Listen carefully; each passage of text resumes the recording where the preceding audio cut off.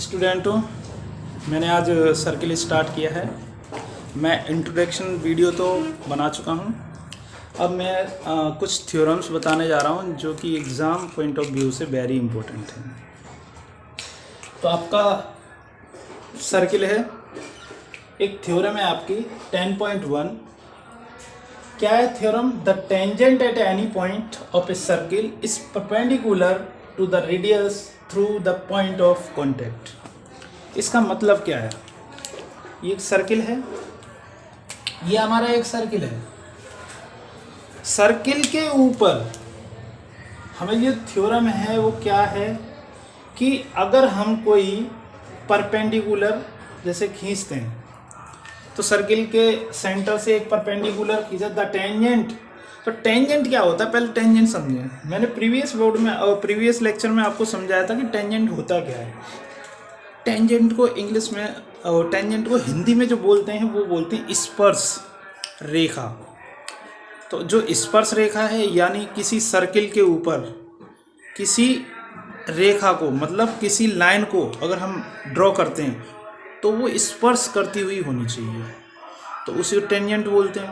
तो टेंजेंट क्या हुआ, जैसे ये है इस सर्किल, तो जब वो सर्किल को टच करेगी तो एक पॉइंट ऐसा होगा जिसे हम क्या बोलेंगे, point of contact. That means line और सर्किल के बीच में एक पॉइंट ऐसा होगा जो कांटेक्ट करेगा, किसी पॉइंट पर टच करेगा। तो ये जैसे हमारे पास ए पॉइंट है, अब ये हमारा सेंटर ऑफ सर्किल सेंटर है और ये हमारी क्या है, रेडियस।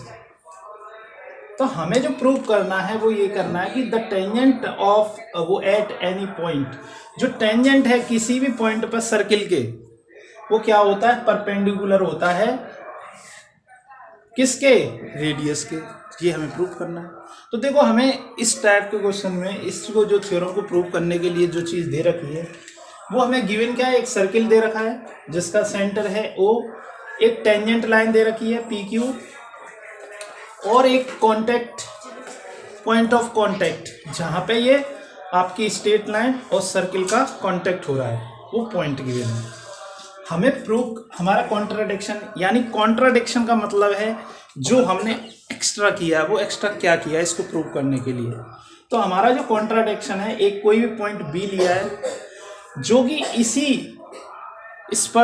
इसी लाइन पर है, जो कि आपकी टेंजेंट लाइन है, इसी पर हमने एक पॉइंट लिया है बी, ठीक है, अदर देन ए के अलावा एक पॉइंट लिया है टेंजेंट के ऊपर, ठीक है, और हमने क्या करा है, ओ को उस पॉइंट से ज्वाइन कर दिया।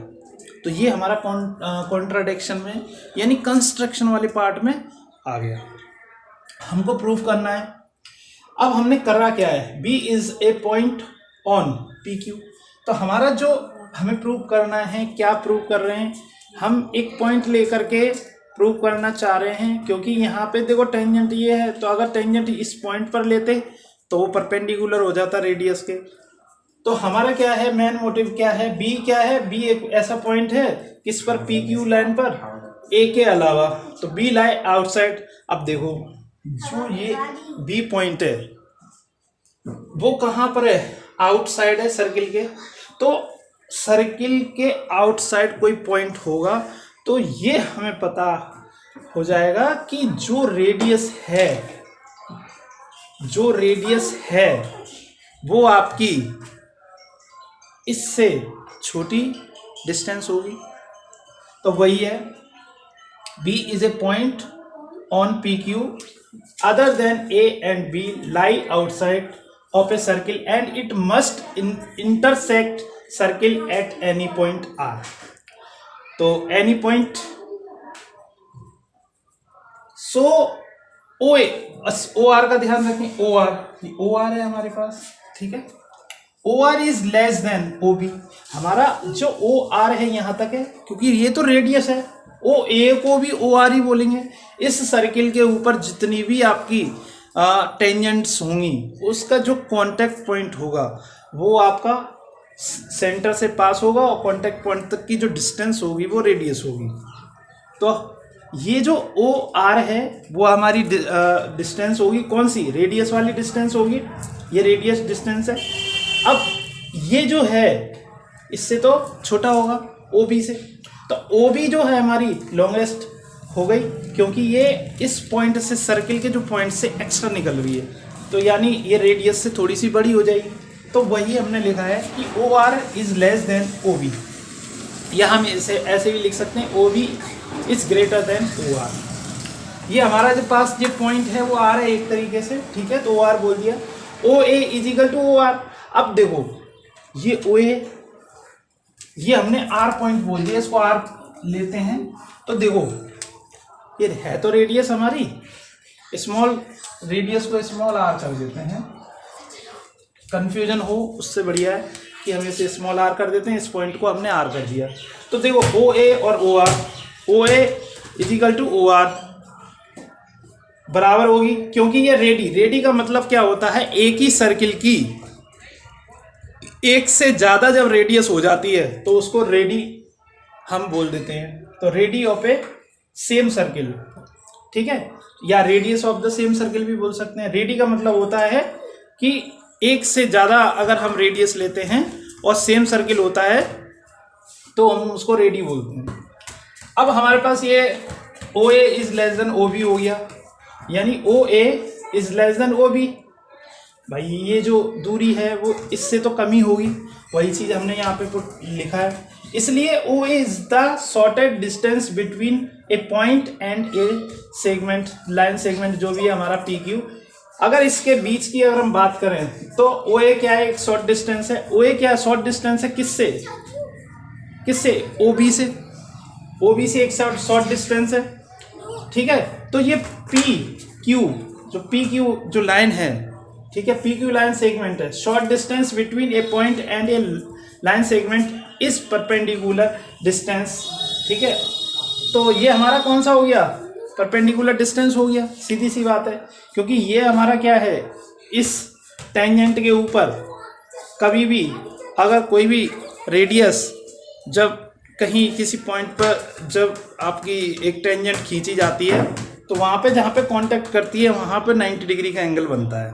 तो ये हमारी एक थ्योरम थी और बहुत ही इम्पोर्टेंट थ्योरम है, इसे थोड़ा सा अच्छी तरीके से करें, एग्ज़ाम पॉइंट ऑफ व्यू से आपकी थोड़ी इम्पोर्टेंट है। स्टूडेंट, हमने 10.1 आपकी थ्योरम कर ली है, अब 10.2 और थ्योरम है जो कि वो भी एग्ज़ाम पॉइंट ऑफ व्यू से इम्पोर्टेंट है। थ्योरम क्या है, जो हमने 10.1 स्टडी की है वही उससे ही थोड़ा सा एक्सटेंड है। इसमें थ्योरम में है क्या वो देखें।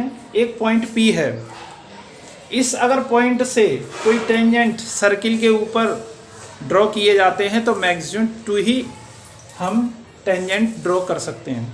हमें पता है कि टेंजेंट जब सर्किल के किसी पॉइंट पर कांटेक्ट करेगा तो वहाँ से रेडियस जो होती है वो परपेंडिकुलर होती है।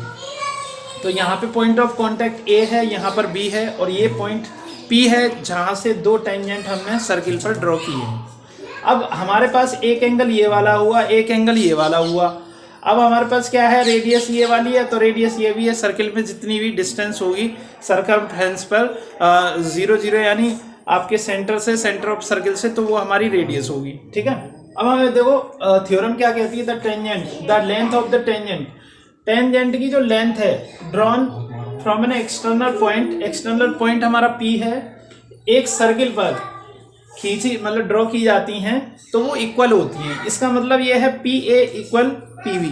तो ये हमें प्रूव करना है कि PA is equal to PV, ठीक है।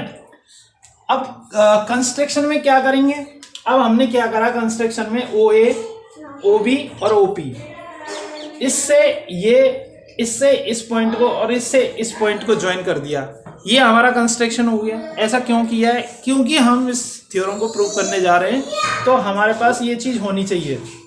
अब एक बात बताओ, जब भी ये वाला कॉन्टैक्ट पॉइंट है A और यहाँ पर B है, ये रेडियस है। हमने जो प्रीवियस थ्योरम में 10.1 में जो हमने स्टडी किया था वो ये किया था कि कोई भी टेंजेंट होता है तो वो जो सर्किल की रेडियस होती है उस पर परपेंडिकुलर होता है। तो इसका मतलब वो थ्योरम यहाँ पे लग गई, यहाँ पे भी आपका क्या हो गया, परपेंडिकुलर हो गया, और ये भी परपेंडिकुलर हो गया, यानी आपका परपेंडिकुलर हो गया। तो हमको क्या करना है, ये जो दोनों टेंजेंट हैं ये वाले, तो इनको हमें प्रूव करना है कि जो पी ए टेंजेंट है पी बी के इक्वल होगा। तो हमने क्या करा, ज्वाइन कर दिए पॉइंट्स को, प्रूफ करें we know that the radius is the perpendicular tangent line through the point of contact. तो ये हम प्रीवियस थ्योरम में स्टडी कर चुके हैं। अब क्या है, ओ ए और परपेंडिकुलर, जो ओ ए होगी ये रेडियस है सर्किल की, वो किसके टेंजेंट के ऊपर क्या होगी, परपेंडिकुलर होगी। इसी प्रकार से ओ बी ये टेंजेंट के ऊपर परपेंडिकुलर होगी। तो ये हमारे पास क्या होगा, ओ ए परपेंडिकुलर पी ए, इसलिए जो ए एंगल है आपका ये वाला, ये 90 डिग्री होगा, सीधी सी बात है, ये आपका 90 डिग्री हो गया और ये भी आपका 90 डिग्री हो गया। ठीक है, तो ये हमारी फर्स्ट इक्वेशन आ गई। इसी प्रकार से सिमिलर ओ बी हमारा ये है, ये किस टेंजेंट के ऊपर परपेंडिकुलर होगा, पीवी के। तो पीवी के परपेंडिकुलर हुआ, तो ये वाला जो एंगल है पी बी ओ, तो ये भी हमारा ओ पी वी या पी बी ओ 90 डिग्री हुआ, इक्वेशन नंबर 2। अब देखो, अब हमें करना क्या है, दो हमारे पास दो ट्रायंगल हो गए। अब ये ट्रायंगल जो बन रहा है, एक 90 डिग्री का जब ट्रायंगल होता है, वो एंगल होता है किसी ट्रायंगल में, तो वो राइट एंगल ट्रायंगल कहलाता है। तो अब देखिए, ये जो हमारी डिस्टेंस है, ये वाली डिस्टेंस है, अगर दो एंगल्स, दो ट्रायंगल की बात करें, तो कॉन्ग्रुजेंट करने के लिए आपको क्या है, कॉमन कुछ ना कुछ कॉन्ग्रुएंसी आप चेक कर रहे हो, तो कुछ ना कुछ इसका ये होता है कि आपकी कितनी साइड्स बराबर हैं, इक्वल हैं, और आपके एंगल्स देखे जाते हैं। तो ये वाली साइड तो बराबर हो गई, इक्वल हो गई। अब देखिए, यहाँ से लेके यहाँ तक पॉइंट, एक तो इस एंगल के लिए यानी पी ओ बी, इस एंगल की बात करें तो ये वाली साइड, और इस एंगल की बात करें तो ये वाली साइड, यानी ये दोनों में कॉमन आ रही है। इसका मतलब क्या हुआ, दो साइड्स ये इक्वल हो गई और एक साइड ये इक्वल होगी और एक एंगल इक्वल हो गया। हमें प्रूव क्या करना है, तो ये और ये हमारी बराबर हैं। तो देखिए कैसे प्रूव करेंगे, यहाँ तक क्लियर हो गया। अब triangle O A P, triangle O A P, इसमें और triangle P P O B, इन दोनों ट्रायंगल में क्या कर रहे हैं कि जो ये एंगल ए पे और बी पे बन रहा है, एंगल बी और ए पर बन रहा है, वो कितना है, 90 degree. Equation first and second से। अब ओ ए और ओ बी, ओ पी और ओ पी, यानी अगर हम इस ट्रायंगल की बात करें और एक इंडिविजुअल इस ट्रायंगल की बात करें, तो ये वाली जो साइड है यानी ओ ए, ये किसके बराबर होगी, ओपी के, ओ बी के बराबर होगी। ठीक है, क्योंकि ये क्या है, रेडियस ऑफ द सर्किल, इसी सर्किल की रेडियस हैं, 2 रेडियस हैं। ठीक है, दूसरा है OP is equal to O, OP is equal to OP. एक ट्रायंगल के लिए ये ओपी हो गया यहाँ से, और दूसरे ट्रायंगल के लिए ये ओपी, क्योंकि ये क्या कॉमन है दोनों ट्रायंगल्स के बीच में, तो ये हमारे पास हो गया, क्योंकि ये क्या है, कॉमन है। अब जो कॉन्ग्रुएंसी है, अगर हम कॉन्ग्रुएंसी की बात करें, जो हमने 9th में हमने कॉन्ग्रुएंसी पढ़ी है, 10th में भी है हमारी थ्योरम, तो हमारे पास ये साइड इसके, ये साइड तो इसके बराबर आ गई, ये साइड ऑलरेडी इसी के बराबर, क्योंकि ये दोनों में कॉमन है, एक एंगल बराबर हो गया। तो हमारा कॉन्ग्रुएंसी प्रूफ हुआ कि नहीं हुआ। अब ये राइट एंगल ट्रायंगल है, तो ये साइड भी हमारी क्या हो जाएगी, इसके इक्वल हो जाएगी। तो RHS by RHS congruency prove हो गया कि ये वाला ट्रायंगल इसके इक्वल होगा हर चीज में।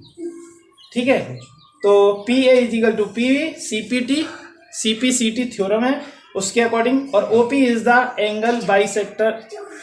तो जो एंगल यहाँ से यहाँ पर जो लाइन आ रही है वो दोनों में कॉमन है, तो ये जो यहाँ पे एंगल बन रहा है और यहाँ पे एंगल बन रहा है, तो आपने देखा है कि किसी भी ट्रायंगल के अंदर अगर ये साइड्स बराबर हैं, इक्वल हैं, तो इसके सामने का एंगल ये है और इसके सामने का एंगल ये है।